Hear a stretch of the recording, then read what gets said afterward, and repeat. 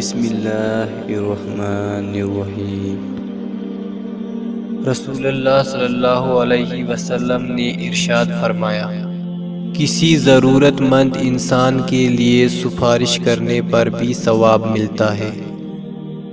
حدیث نبوی صلی اللہ علیہ وسلم ہے کہ جائیدادیں اور جاگیریں نہ بناؤ اور غیر ضروری سامان اکٹھا نہ کرو کہ پھر تم دنیا ہی کے ہو کر رہ جاؤ گے۔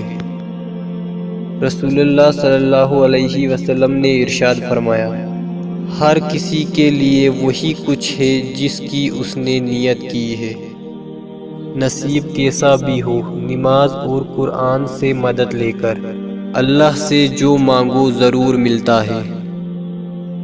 کسی بھی رشتے میں اعتماد ہونا ضروری ہے، اگر نہ ہو تو معمولی سی بات بھی رشتے کی جڑیں تک ہلا دیتی ہے۔